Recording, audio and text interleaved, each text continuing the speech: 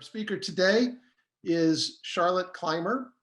Charlotte is, she's got quite the resume here. So she's the former press secretary for Rapid Response at the Human Rights Campaign, which is the nation's largest civil rights organization dedicated to advancing lesbian, gay, bisexual, transgender, and queer equality. She also serves on the DC Commission for Persons with Disabilities, the board for the Center for Law and Military Policy. I have to let some more people in here. The Military and Veterans Advisory Council for OutServe, which is Service Members Legal Defense Network, and the advisory councils for Running Start and the Lone Star Parity Project, organizations which work toward gender parity in elected office. Charlotte has nearly 400,000 Twitter followers, and I'm one of them, and about another 12,000 or so on Instagram. So as you can see, she is very busy. But that's why we're so honored to have her join us today. So I'll let Charlotte tell you the rest of her story, but without any further ado, let's give a warm CCA welcome to Charlotte Clymer. Hey y'all, how's everyone doing tonight? Oh my gosh, there's so many people here, I love it. You know, I did these virtual events a ton last year during the campaign. I probably did, I don't know, a few hundred.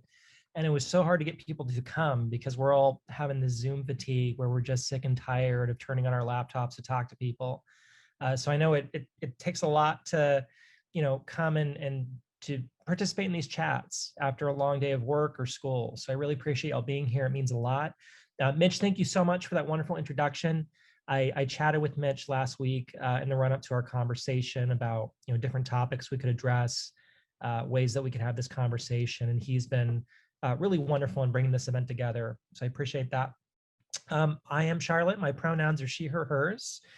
And, you know, I am here tonight to chat with you about trans rights and more specifically trans rights in sports, which is a very complicated conversation at the moment, as I'm sure that you've noticed, beyond the shadow of a doubt. One thing that I really don't like about conversations about social equality and identity politics generally is that it tends to give this perception that we're only talking about women, people of color, and queer people. And that's not true. Diversity, equity, inclusion address everybody, everyone, regardless of who they are, regardless of their background. And so, you know, one thing that I don't want anyone coming here tonight to, you know, participate in this conversation, the thing I don't want them to think is that they're not welcome here because they don't happen to be a person of color or a woman or an LGBTQ person. The reason that we have these conversations is to generate understanding, to build bridges, to get people comfortable in talking about these things. So, you know, right off the bat, let me say that my heart is really broken for student athletes right now, college student athletes especially. I know that it's not really in the national conversation much because we have, you know, gosh, more than 500,000 deaths from COVID, millions of people who are struggling to get by economically. There are just a lot of consequences from the past year, from this pandemic. And we don't really have space enough to talk about the things that have been lost beyond that. And to me, one of the biggest things that's been lost are I would say, disciplines that people have poured their lives into to better themselves and their communities and really to, you know, just be fuller human beings in society. And I can find fewer better examples of that than sports. I love sports. I have always loved sports. I was an athlete in high school, terrible athlete, not very good, but very enthusiastic. You know, every chance I get, I will, you know, be part of pickup games with friends, whether it's basketball, soccer. You put a ball in front of me, I just want to play. And it's because it's so much fun to have that camaraderie. Even if you're bad like I am athletically, it's just great to get out there and participate. But for y'all, it's something different. It's a higher level of engagement. You know, you're part of a family. And for you seniors especially, I can't imagine the heartbreak of seeing this entire year of eligibility be wiped out because of this pandemic. And so just want you to know I'm thinking of you, and I'm so sorry that you're going through that. That being said, I am really excited to talk to you tonight about trans rights because we live in this era of disinformation. Um, I know you've probably heard that word as it relates to elections and the way that disinformation gets spread about how people are elected or voter access, et cetera. But it really affects every aspect of society. One good example from the past 2 weeks has been this whole controversy over Dr. Seuss, right? This idea that Dr. Seuss books have been banned. And that's not true. There's not a single school district or public library system in the country that has banned Dr. Seuss, not a single one. But because a rumor gets spread online, and pretty soon, you see this whole cancel culture discourse going on about Dr. Seuss books. And it's a good example of the way that critical thinking has gotten thrown out the window in favor of, I would say, not even gut instinct, but this irrational response to rumor that we hear about. Social media is really destructive that way. And with marginalized communities, that's the biggest factor of disinformation. Because in the larger conversations on social equality, in the mainstream media, things like that, if there is a lack of information about what LGBTQ people are going through, what women are encountering, what people of color are going through with systemic racism, there's going to be a tendency among people to defer to narratives that suit their purposes. And because of that lack of accountability, we see people spread some really bad information online, things that irrationally and negatively and quite harmfully shape narratives on equal rights. So with trans rights specifically, there's not a lot of information in the public bloodstream about trans healthcare or what it means to be transgender or the process you go through when you transition. And when you add to that the emotional investment that we put in sports, understandably, because again, I am very emotionally invested in sports, we get this perfect storm of people caring a lot about a subject and not knowing a lot about another subject that affects it.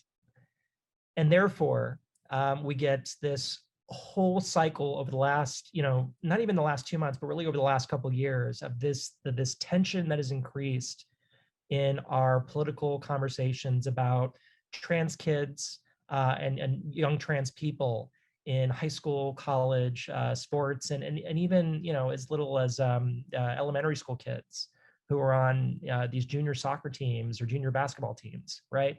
So part of my job as a transgender advocate is to really educate people as much as possible on the facts, because we've gotten to the point where we don't care so much about the facts of these topics, and we defer to our feelings, which are more often than not irrational. So let's start here. Trans healthcare is very complicated. It really is, because there is not nearly enough data as there should be, because there's not enough funding to talk about trans healthcare. And yet there are things that we do know. We know that medical experts and other scientists universally affirm trans non-binary people, from the American Medical Association to the American Psychological Association to the World Health Organization to the American Academy of Pediatrics. Every major medical authority has said that trans and non-binary people are scientifically valid. We are consistent with the science that we have. Gender and sex are not, the fourth grade 1999 textbook definition that they once were. What scientists know about gender and sex is so much more complicated than the larger public perceives. And because of that, we get members of Congress who will put up signs outside their offices that say there are only two genders, which first of all it's inaccurate, of course, but it's also very destructive toward our understanding of what the science means here. Now, I could talk to you for 2 hours about this particular topic, but I'll try to boil it down really quickly. There are numerous sexes within the human spectrum. It's not just XX and XY. It's far more complicated. There are, for starters, 6 different chromosomal common chromosomal makeups that we know in humans, right? And then when it comes to gender, it's a completely separate thing from sex. And I'll show you that more in a second. but the way that we perceive gender identity is different from the biological reality of sex. And so even with sex being so complicated in itself, not just having men and women, XX person, XY person, technically, but then we have so many other people who have different chromosomal makeups. We even have the intersex people who are born with a mixed anatomy, a complicated anatomy that doesn't easily classify itself. So the topic of science, when people say that trans people don't align with science, it's not true on any level. And it's very easy to get frustrated with the lack of information on that. Okay, so let's put that aside for a second. Let's talk about what transitioning does. First of all, not every trans person takes hormones or gets medical surgeries or has that kind of advanced transitioning process. And the biggest reason is that it's cost prohibitive. The cost of getting surgery, let alone hormones, is very, very expensive, extremely expensive. And for most trans people, it's really hard to pay for it over time. Often surgery does not cover it. And, for that reason, you don't see a lot of trans people who are able to, get jobs or might be rejected from certain housing, might face discrimination in various aspects of the public square just because the way they present will out them automatically as trans. In most of the United States right now, trans people encounter discrimination in housing, credit, public accommodations, jury service, and we're not talking about isolated incidents. We're literally talking about trans people who will go to rent an apartment and the landlord will say, well, it's within my right to deny you housing if I feel that I'm uncomfortable with you being transgender, and therefore I'm going to deny you housing. And this is a common experience. Until last year, it was legal in most of the United States to fire someone for being LGBTQ, not even just transgender, but to fire someone for being gay, lesbian, bisexual, or otherwise identifying as queer. And so you can see that we've come a long way in LGBTQ rights, but we're not there yet. And for trans people specifically, there is this massive lack of understanding about our lived experiences that contribute to the current conversation right now in the national discourse, which is, is it unfair for trans people to participate in athletics at any level? And overwhelmingly, the answer is no. Based on all the evidence we have, that is just completely absurd. And it would be absurd to any reasonable adult who takes the time to look this up themselves and to have the critical thinking that, NCAA officials, college administrators, even, college recruiters whose job it is to evaluate athletes at that kind of level. These are things that are widely known within sports, I think, but maybe not in the wider public. And so we really need to get better at trans literacy in college athletics overall. In 2011, the NCAA released their trans inclusive handbook. And this was done as a way to educate student athletes, college administrators, et cetera, about what it means to be transgender, the medical process that often people undergo, and to set guidelines for how trans athletes can compete. And one of the biggest, most cited things in that handbook was that if you are someone who is assigned male at birth, but you are a woman, a trans woman, you have to be on hormones for a year before you can compete on a women's college athletic team. Now, the reason that is because from all the studies that we have so far, it is pretty clear that after a year of hormones, any advantages that you may have had, being assigned male at birth or having that physiological so-called advantage, has basically been rendered negligible. After 2 years, not only do trans women have zero sense of advantage from being assigned male at birth, but they often have disadvantages because of the effect on the body that hormones have, which is healthy and safe, but it also reduces strength substantially. It reduces pain thresholds. Your body just undergoes these radical changes. It's like a second puberty in many ways.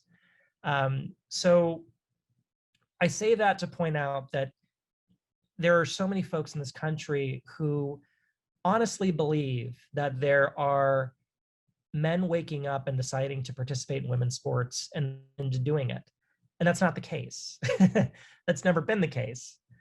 There is a process that trans athletes go through at every level, not just college, but even in high schools, in which they have to adhere to a regimen of conforming to certain standards that are expected to fairly compete.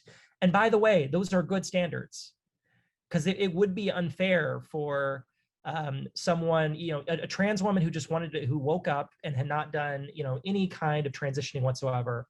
If she wanted to compete on a women's sports team, that would be unfair. If she hadn't had that hormone therapy, if she hadn't gone through the proper medical transitioning steps. But I don't know anyone, nor do you, who actually has done that. That's not a thing. It doesn't exist at the college level, certainly, and it doesn't exist at the high school level. There may be isolated incidents or examples at the elementary or middle school level, but even then, the medical reality of prepubescent children competing in sports, we understand that there's no demonstrable advantage, especially for trans kids, because they're taking puberty blockers, which is a safe, scientifically sound way of giving trans children enough time for them and their parents to decide how to take next steps in transitioning. I only have an hour to talk about this, and so I'm trying to fit in like 12 hours of discussion in a very tight space. So I apologize for that. But that just goes to show that, the medical reality is that trans women don't have an unfair advantage in sports when they go through the proper medical transitioning and when they adhere to the same standards that the NCAA has set. Period. That's all there is to it. Now, I want to show you something real quick, because I think that some of y'all have probably seen this online, or variants of it, I should say. Really quick. So my screen, okay, I am sharing my screen. So this right here is, go to slideshow. Sorry. Play from current slide. Okay, so you've seen memes on social media of trans women in sports. I'm sure many of you have seen them. This is one that's very common. The young woman in the middle, her name is CC Telfer, and she was a prominent track athlete a couple years ago. She's at I believe these are the 2017 or 2018 Division II track and field championships. This picture is used for memes, essentially to scare people into thinking that trans women have an unfair advantage because of her height, because of her muscular structure, and not a little bit because of the way that we tend to have extremely racist ways of masculinizing Black women. That this is not just something that trans women go through, Black trans women go through. This is something that cis Black athletes like Serena Williams, or anyone at her level often will get these kind of racist pushbacks because of their bodies and the way that we unfairly depict Black women athletes. But anyway, this kind of picture is shown in a meme, and it's meant to strike fear in the hearts of people. What do you think was the result of this race? Anyone want to take a guess? You can unmute yourself if you want. Mitch, do you want to take a guess? CC did not win. CC did not win. Coach Hamp will know. Coach Hamp, do you know? CC did not win. That's right. She got 6th. She didn't even make the podium. She did win one event, barely, the 200 meter hurdles, and she got. I don't want to be uncharitable here, but she kind of got destroyed in every other event because she did not have a physiological advantage. She didn't. She had gone through hormone therapy for a little over a year, and she just did not have the kind of advantage that propaganda would tell you that young trans women have in college athletics. But when you see this image online on Twitter or Facebook or whatever, and it's shared by, I don't want to be too partisan here, but usually shared by some social conservative who will claim that just by looking at this, it's clear that trans women have an unfair advantage, and it's not true based on the empirical data that we have. There was a case out of Connecticut where the families of three cis girls sued a not a trans athlete, but sued the Connecticut Athletic Association because of two trans girls who had won a couple races. And 2 days after they filed their case, one of those cisgender girls, cisgender meaning, not transgender, beat the trans athlete who was the whole point of the lawsuit in a state championship, by the way. So over and over again, we see examples like this where anti-trans people will use these extremely reductive images to take advantage of the lack of knowledge people have about trans healthcare and what it means to transition and trans athletes generally, and then use that to weaponize it against trans kids, not just young trans people in college or high school, but we're talking babies, 6 and 7 year old trans kids who, are already at an unfair advantage for having to go through, so much bigotry in order to compete at such a young age. But then having, people like Donald Trump Jr. or other, folks of his ilk who attack them online just for being a kid and wanting to play. It's disgusting, is the point here. And it betrays a fundamental lack of understanding on the science of this issue and what we know about trans athletes.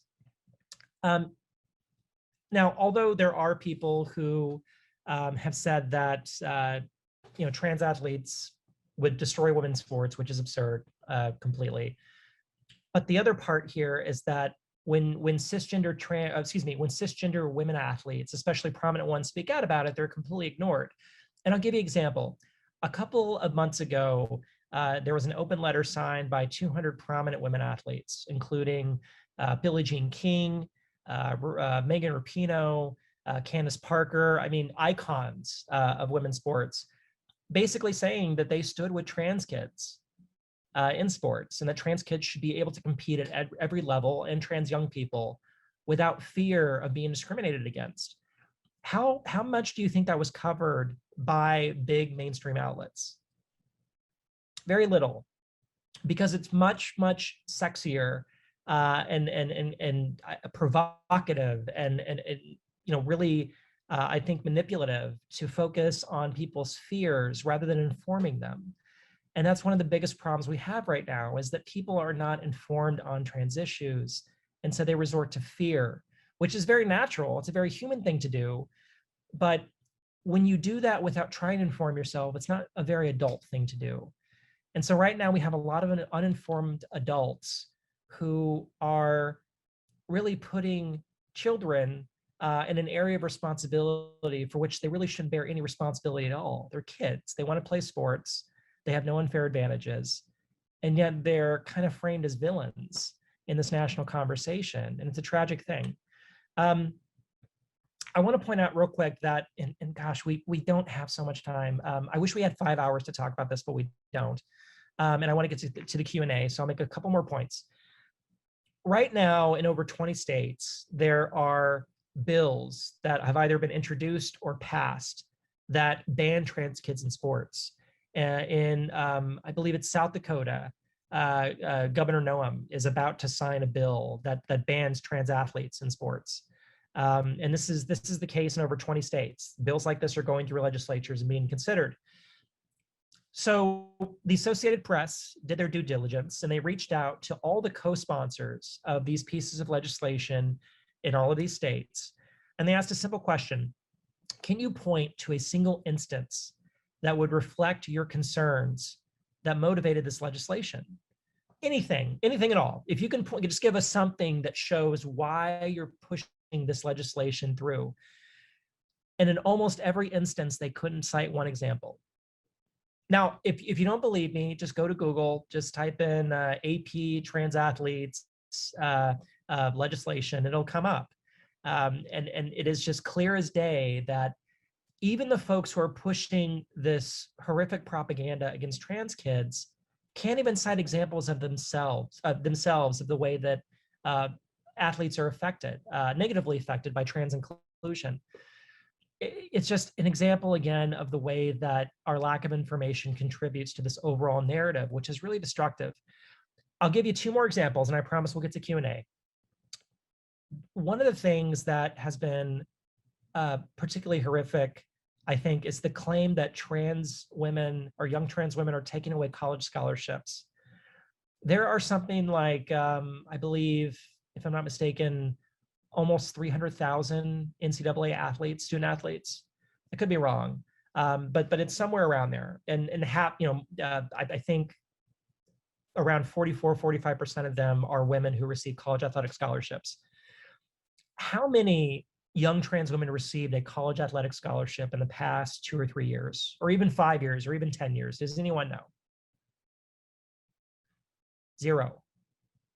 Not a single young trans woman has received, an openly young trans woman has received a college athletic scholarship. Now we have examples of closeted trans girls who have gotten a college athletic scholarship and then came out as trans later when they were in college.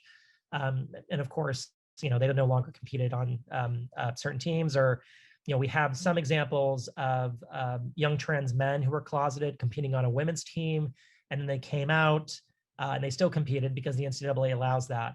But we have not one single example of a young openly trans woman getting a college athletic scholarship. Now, let's think about this logically. You all know how recruiting works in this country.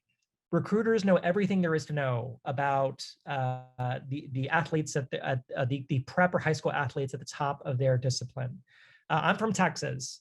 I have been to no shortage of football games where we knew recruiters were in the stands looking at promising young players. These recruiters know everything there is to know about top athletes.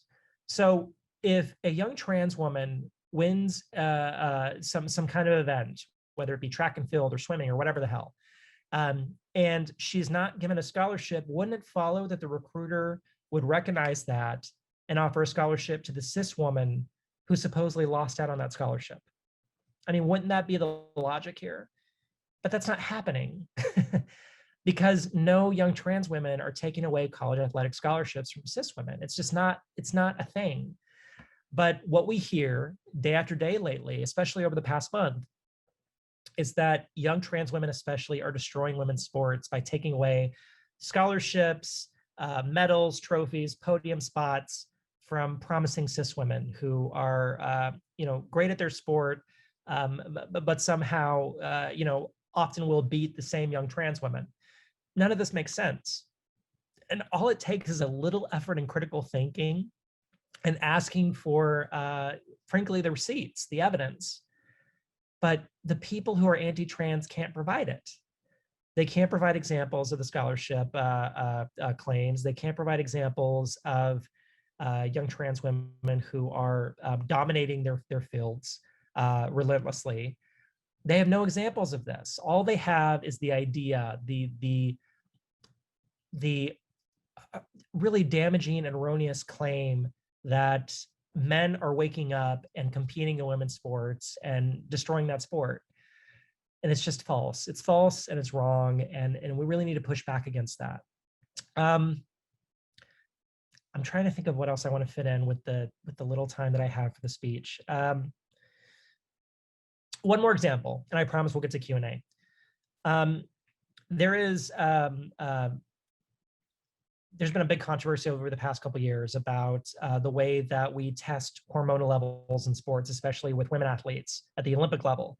And one of the biggest examples, and oh my goodness, I can't believe I forgot her name. Anyone want to shout it out if you know who I'm talking about? The Olympic track athlete who has been tested relentlessly for her hormone levels? Is it Caster Semenya? Yes, Caster Semenya. Thank you, Ashley. I appreciate that. Caster Semenya is a cis woman. She's a cisgender woman. She's not transgender. She was assigned a woman at birth. She was socialized as a woman. She is a woman. She's a cisgender woman. But because she has higher than usual levels of testosterone, which also happens to be a thing for many male athletes who are in sports, She has been basically barred from competing at the Olympic level after a number of appeals to international bodies and studies that have been done. And it is unfair. It's completely unfair because we don't treat male athletes the same way. If you have a Michael Phelps who has this unnaturally adept body that is just, wonderfully suited for cutting through water flawlessly, we don't talk about the ways that are unfair. We talk about how incredible it is that someone could have this unnatural body and be so unusually gifted at that discipline. But when it's a woman athlete, transgender or cisgender, it doesn't become, wow, what a once in a generation athlete. It becomes, my goodness, she's going to destroy that sport if she keeps winning because people are going to stop watching. It's this kind of thing where the more we go down this road, the more we're going to see even cis women come under scrutiny and be unfairly regulated because of these cries of unfair from people who are upset that they're just not winning. Right now, there are examples in rugby teams in Europe where women who are suspected of not conforming or of not being cisgender are now having to reveal either their breasts or their genitalia to a third party to ensure that they can compete on a rugby team. This is not something we do to men at all. Like if a man is really good at a sport, he's just good at the sport, and that's all there is to it. We literally canceled women's softball in Olympics because the U.S. women's team was so dominant at it. That's not something we do in men's sports.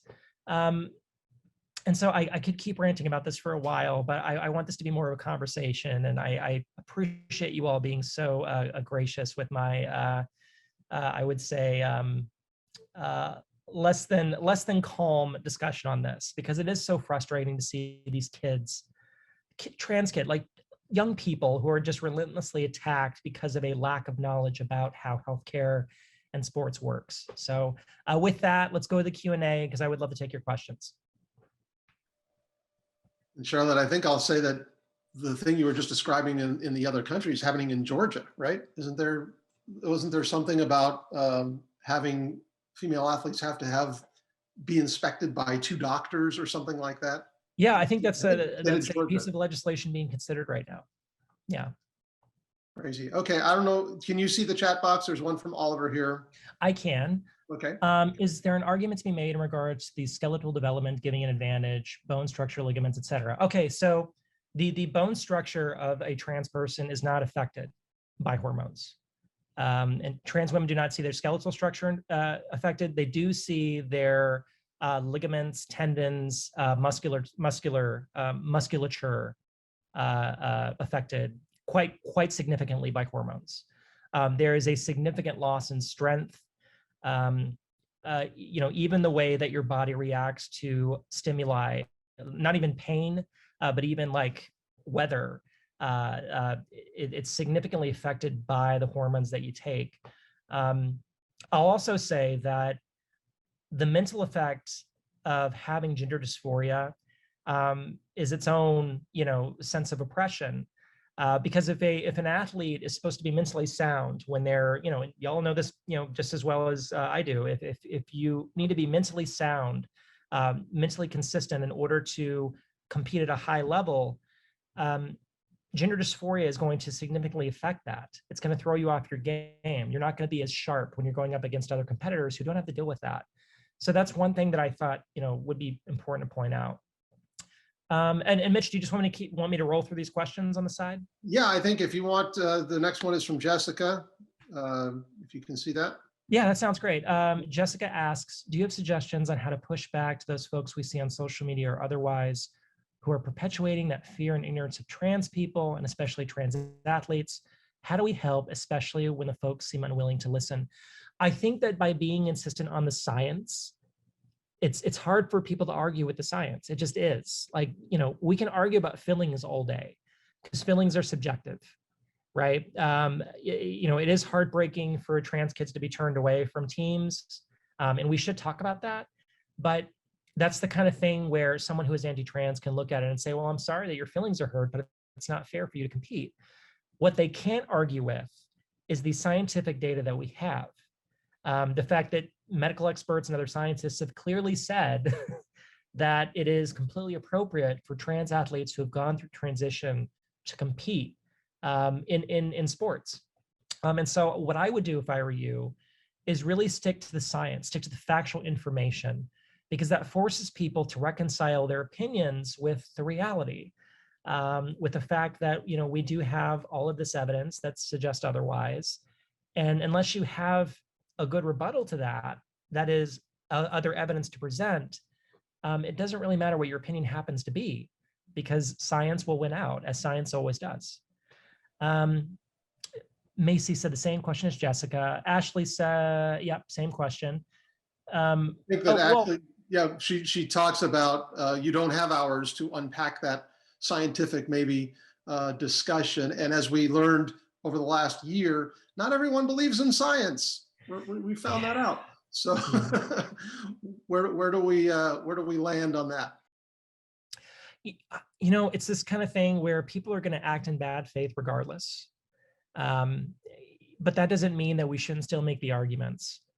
One of my biggest issues over the last couple of years was the ban on trans people in the military, because I served in the military for 6 years and then I got out, and there were a lot of just really vicious claims said about trans people in the military. And so, you know, what I had to do over and over again is go back to that factual information. And believe it or not, that did change a lot of minds. I did a commentary for CBS Sunday Morning about 2 years ago that went viral. And I got emails from conservative people who didn't know a lot about trans folks, but they did say, you know what, I had a different opinion on this. I happened to see what you said, and it did change my thinking on it. Now, this doesn't happen for everyone, but often it's enough to move the needle.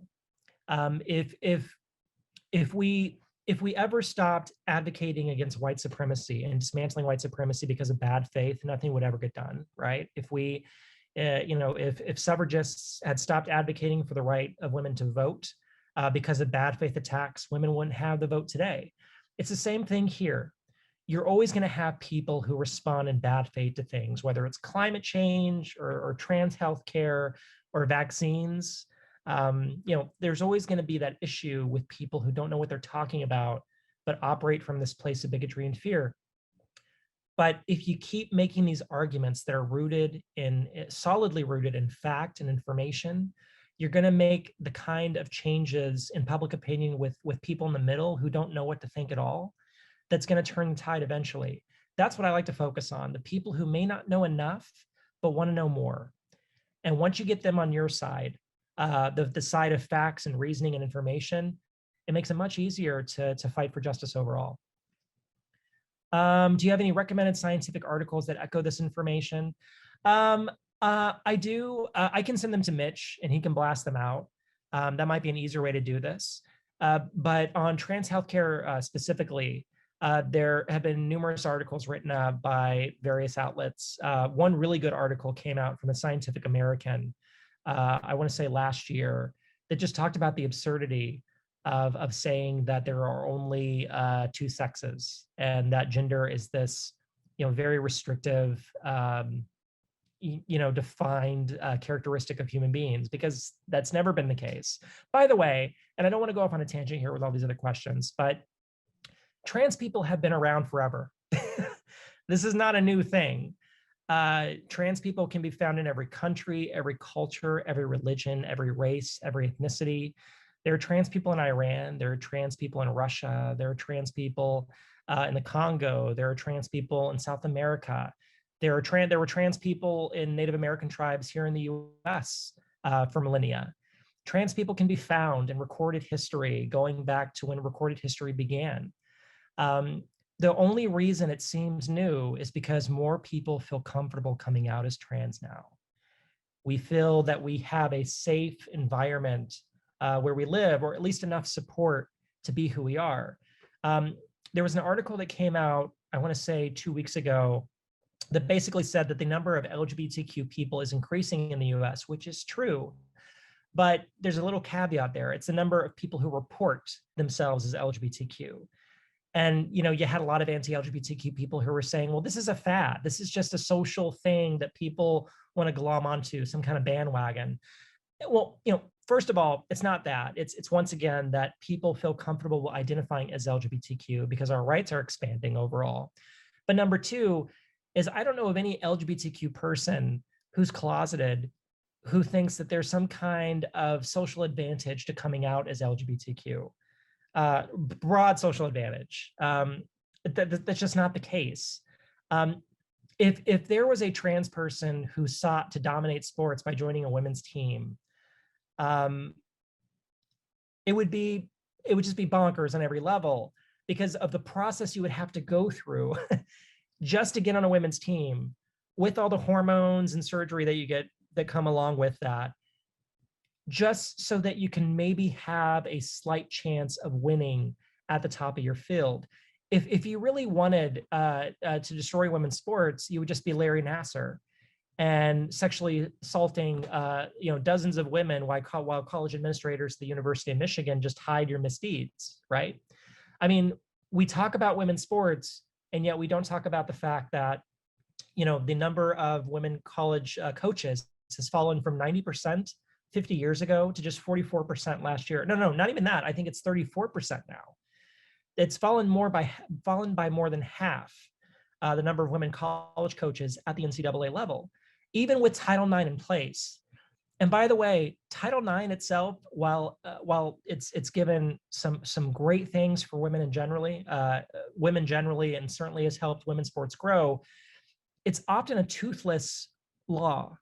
It doesn't have the kind of heft behind it of enforcement that you would expect from federal policy, which is why so many women's teams, especially for young women at the middle school and high school level, often find themselves without resources or the kind of support they need from local school districts or local governments because the enforcement mechanism for Title IX is so weak at the federal level. So sorry, I keep ranting about this, but I should go to some more questions. Thank you, Jessica, for bringing up that go article. back to Daria's question. Yeah, yes. So Daria asks, what do you think next steps should be towards making competitive sports and athletic culture more inclusive of trans, non-binary athletes? Well, so far, we're doing not too bad. The fact that the NCAA was on top of this 10 years ago is really a great sign for things to come. The NCAA looked at this problem and said, look, we can either resort to the stereotypes that we've all been conditioned in, or we can look at the science and use science and logical reasoning to come up with a policy that makes sense. Now, these are not perfect policies. Often trans athletes will complain that, and rightfully complain, that there's not enough support for them at the college level. And that's true. But overall, the policy is a good starting point. It allows us to see what works and what doesn't. And probably what doesn't work enough is the lack of knowledge about trans identities at the college level. I think, Mitch, you sent me an email with someone's question about how many LGBTQ athletes are at the college level.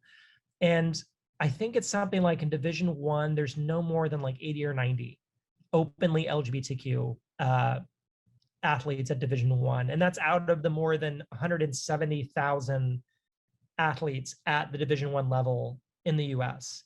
So it's a minuscule part of it. And then for trans athletes, it's an even smaller percentage because trans people are such a small percentage of the LGBTQ population.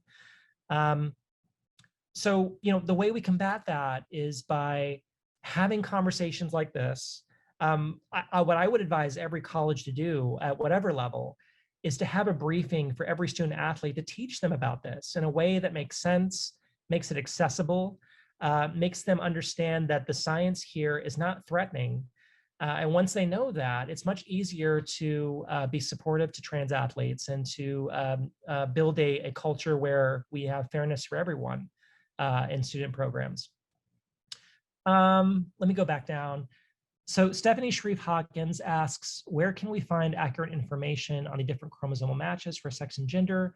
And I think in Jessica Lance's article, if I'm not mistaken, that's in there. But I can send some articles to Mitch that he'll send to the group because I want to make sure people have that information at their fingertips whenever these topics come up. It's very important that you all have those resources to, hopefully spread the gospel and make sure that people are informed instead of operating out of fear and bigotry against trans people.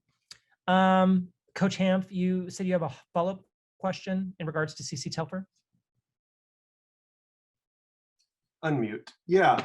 I was there at the 2019 championships outdoors and saw with my own two eyes, along with everyone else in the stadium, how dominant of a win that CC had in the 400 hurdles. Wasn't even close, and it really opened our eyes and made us question what we were seeing, because the previous national champion was in the race and finished far back in second.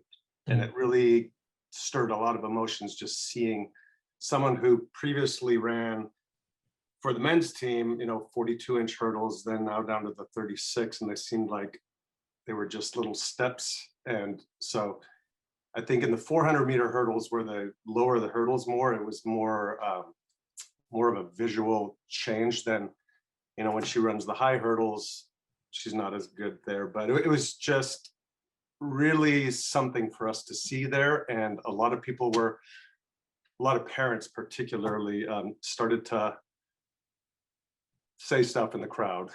Yeah. So that's why my question with, is there still something to be said with the development of the bone structure that could be considered an advantage when competing against cis women? Well, I guess what I would ask is, considering that she did so poorly in all the other events, including the 60-meter that year, where again she finished sixth, I guess I failed to reconcile these events alongside each other. Now, what you could say, and I think this is at least a fair question to ask, is maybe the duration of the event made it easier for her to have the advantage over time. 60 meters compared to 400, right? And Maybe she's not a sprinter type, so the 400 is, so to go to the 60 is quite a step down and a change for her. So she still placed in that race too, just didn't win so demonstratively, but it was in the 400 hurdles, it was eye-popping how much it was a dominant victory. Yeah. And, this is the kind of thing where what we see is that when women are dominant, regardless, there are always going to be questions about the unfairness, especially for Black women. Black cis women are often accused of, taking performance-enhancing drugs in order to, Serena Williams, had her tests quite frequently early in her career because competitors and some officials would complain and accuse her of cheating, and come to think of it, some of her opponents were actually the ones cheating, but we'll not talk about that. It's this kind of thing where there's an inconsistency in how we view dominant women athletes. Now, I think what you're asking though, and it's not an unfair question to ask, is if it is such a dominant performance, then maybe we should look at the numbers again and see what kind of medical data we can glean from that. I think that's fair to ask. I do. What I want people, though, to embrace is that once we do those numbers, once those studies do come out, and they don't say exactly what align with, and I don't direct this toward you at all, but if the study doesn't validate their concerns, they just say, oh, well, the science is unfair, or this is a rigged study. And I'm kind of tired of that, because trans people have to deal with that in every aspect, is that when the science validates us, suddenly it's faulty science, or it wasn't done the right way, or, it's in the pocket of big funders who, and by the way, trans people are so just poorly funded generally, but we won't go there. It's absurd to me that even with the data that we have, people still refuse to accept, these kind of results. So I think it's worthy of exploration. But I want it done in good faith. I don't want it done just because people are pissed that the science doesn't agree with them. Thank If you. that makes sense. Does that make sense, Coach? There was one thing I just wanted to add, because so she was on the men's team in 2016 and 2017, and then took the year to transition, and then ran in 2018 or 19 with women. That year in 2017, he was ranked 390th in the nation. And then the very next time came out and was ranked #1 in the nation. So that's what a lot of people are upset about. Sure, and part of that too is that we fail to take into the account that when you start taking hormones, it has an immediate effect on you. For CC Telfer, she was taking estrogen while she was competing in men's events because she hadn't yet hit that year threshold of competing with hormones for a year before being allowed to compete on women's teams. And that significantly affects your body. And she's not going to be able to stack up against male competitors when she's taking hormones at the time, even if she hasn't yet met the NCAA regulation for it. Now, I do think that even at 4 or 5 months of taking estrogen, she certainly had something of an unfair advantage over women athletes. If she had competed against women athletes at that time, yeah, she would have had a significant advantage. But she had been taking hormones for more than a year by the time she got to the NCAA championships. Now, here's what I fear. Here's what I get really concerned with. Say the NCAA comes out next year and they're like, okay, tell you what, we're going to make it so that trans women have to take hormones for 2 years in order to compete against cis women athletes, which completely would just neutralize any sense of physiological advantage whatsoever. And in fact, would probably put trans women at even more of a disadvantage over time. Even then, if a trans woman wins, people are going to still say it's unfair, especially if she's taller, especially if she has this presentation of having bigger muscles, especially if she is a woman of color, and especially a Black woman, in the way that they are, unfairly and horrifically masculinized by racists. There's just this thing where nothing is ever going to be good enough. When a trans woman loses, no one gives a shit. No one cares. The first time a trans woman wins, that's when people start caring about it. And we have to reframe that thinking and approach it in a way that makes sense. I'm not going to be satisfied with this kind of discourse until we have a process that is accepted by people as being consistent with the medical science and sports science that we have available.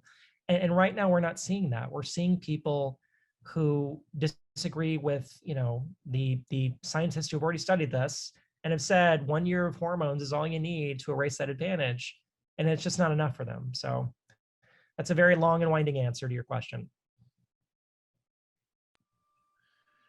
Charlotte, we had a couple of questions that came in previous.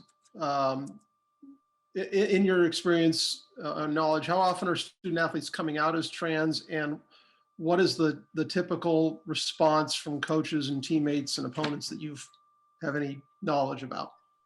From the anecdotal evidence that I've come across, trans athletes are usually greeted with support by their coaches and their teammates at every level, college, high school, etc.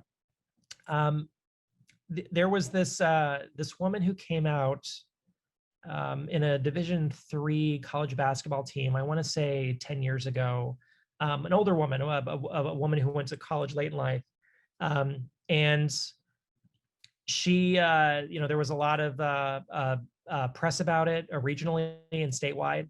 The fact that this trans woman was competing on a college women's basketball team, and she wasn't a good athlete. She was okay, but she wasn't starting, right? She wasn't that good. But people still complained because they thought she had an unfair advantage. And so what she did was, she talked to her teammates after one practice and said, hey, look, I don't want to distract away from what y'all are doing. I don't think it's fair.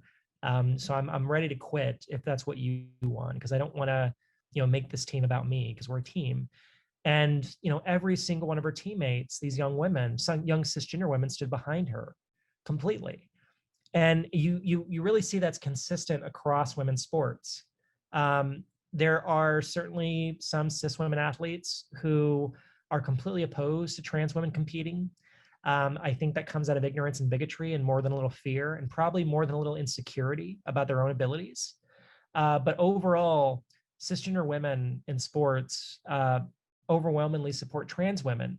The biggest critics are typically cisgender men who don't understand the science, or who ironically didn't really care about women's sports much to begin with. These are the folks who 2 years ago were arguing that, oh yeah, sure, it's okay that the U.S. women's national team has won 4 World Cups and still get paid a fraction of their male counterparts who couldn't even qualify for World Cup. And yet suddenly they care about women's sports enough to enter into this debate. It just doesn't make sense to me at all. I think Anita Barker has a question, Mitch. Anita, are you there? Yeah, I'm here. Hi. I just wanted to share an experience we had at Chico. We had a female student athlete who came out and told us that she was going to transition male, and it was a soccer athlete in the off season. So participating in the sport was an easy thing to handle.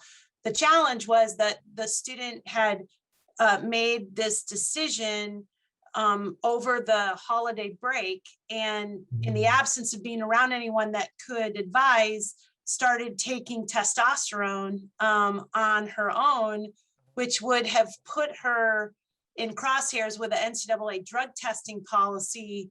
And so my point in really just sharing this with coaches and administrators is, as students come forward to you and want to be supported in this, there's a few factors. You're absolutely right, Charlotte, that the NCAA policy on transgender made it easy to counsel through the process regarding future competition, but it was that interim time where we were happy to have this student continue to participate because it was in the off season, but the decisions she had made during her transition were putting her in crosshairs of other rules without knowing about it. So just an experience. It ended up being a very happy ending story, but it was a little challenging because it felt like, we had to kind of counsel in 2 different directions. And so it just gets a little complicated at that initial phase if the students don't have good counseling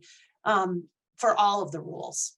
Yeah, absolutely. And in that instance, it sounds like, he should have done his due diligence in making sure he knew about the standards and the regulations.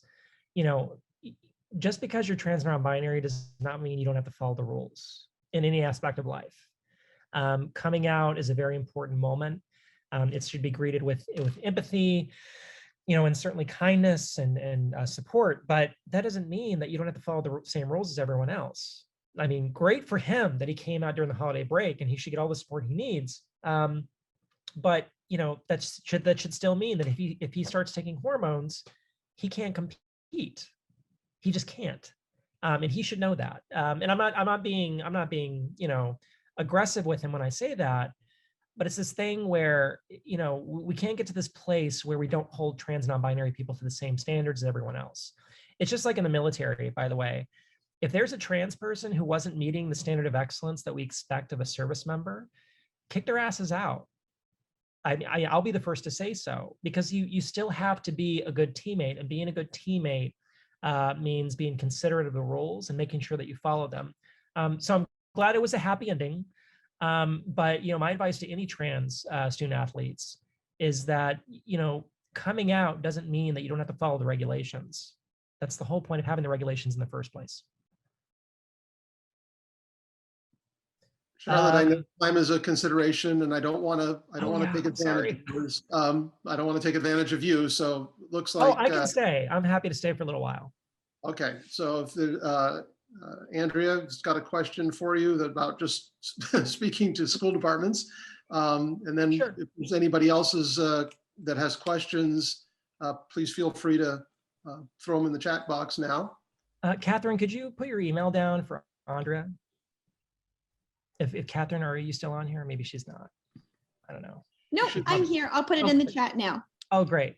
Fantastic. I should have introduced Catherine, shouldn't I? Catherine Mcqueen is someone who helps me with all this stuff, not full time because she's got other clients, but she takes care, because I have a full-time job and I have grad school and I have a ton of other stuff to do. So she kind of helps with the speaking engagements and events. So she's lovely. If you get in contact with her, we'll get something on the calendar. Yeah, I just put my email in there, so feel free to reach out and we'll get back to you. Thank you. Thanks, Catherine. Any questions about anything, really? If you just have something you want to ask related to trans rights in general, I'm happy to answer that too. A lot of Broncos here, my goodness. I think they won the branding game, Charlotte, but I want to also give a shout out to the Coyotes, and I think the 7 or 8 of us here. So not that we're competitive by any stretch of the imagination, but Charlotte, my sincere gratitude for your time. It is important for me from a personal aspect. I have a niece who's 10 years old, who's non-binary, also in a relationship with a trans kid. So this Hey. is big for me, but also we have a transgendered student transitioning at Cal State San Bernardino. So your time is, I appreciate you so much. Thank you, Chelsea. I really appreciate that. By the way, I love your hair. Your hair is fantastic. Thank you. I did it for you today and it looks great. Oh, it's great. It's got that Rapino look. It's fantastic. Who else has a question?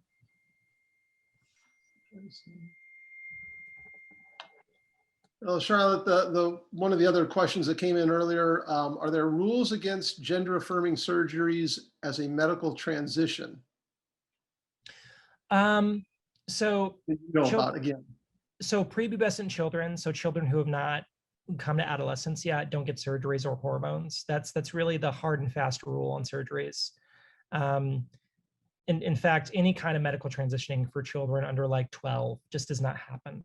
Now, children who are prepubescent do take puberty blockers. And there's been a lot of misinformation on that. So puberty blockers, what they do is they're this reversible medical treatment that allow trans kids and parents of trans kids to have enough time to consult with doctors about how to proceed. Because, you know, maybe this child does not yet know what they want. And so puberty blockers gives them time to make that decision. Once you stop taking them, everything goes back to normal. The body just proceeds through adolescence as it normally would. Now, what people don't talk about, though, is that hundreds of thousands of more cis children who are not transgender, take puberty blockers annually for other medical reasons, whether it's for children with cancer or children who have early onset adolescent development. So a lot of cisgender children take puberty blockers every year. And they have for decades, by the way. But that didn't become an issue until trans children started taking puberty blockers in order to properly go through the medical transitioning process. And I just find that fascinating because 2 weeks ago, there was this nominee for Assistant Secretary of Health, Dr. Rachel Levine, who testified before the Senate Committee for Confirmation, and Senator Rand Paul just grilled her, disgustingly so, about the idea that there are young trans kids whose genitals are quote unquote being mutilated or are being forced to take hormones. And that's just a lie. It's just an outright lie. It's propaganda that is spread by anti-trans people. When you get past puberty, or when you get into puberty or past it, you have to go through a process to ensure that you are medically ready. And this usually takes place with, you know, having to talk to a therapist or some kind of medical professional who deals with trans patients. And you get diagnosed with gender dysphoria after a certain period of time. And then you start, you know, working your way into other aspects of your medical transitioning. You start taking hormones, working with an endocrinologist. Then you might get surgery down the road if you can afford it, because many trans people cannot, which is a tragic thing about our healthcare system. But it's just this long process you go through. And trust me when I say that people are not getting surgeries unless they are absolutely goddamn certain they want surgery.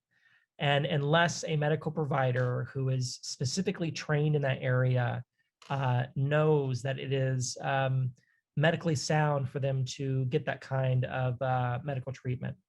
So yeah, again, this just comes back to people not understanding a lot about trans healthcare. All right, Charlotte, I know that you're out in Washington, D.C. It's 8 o'clock. We've probably killed your dinner time and everything else. So I'm going to let you go. I want to thank you for your time today. I certainly hope everybody here enjoyed the presentation. We'll share your thoughts with us. We're going to be sending out a short survey tomorrow to get your feedback.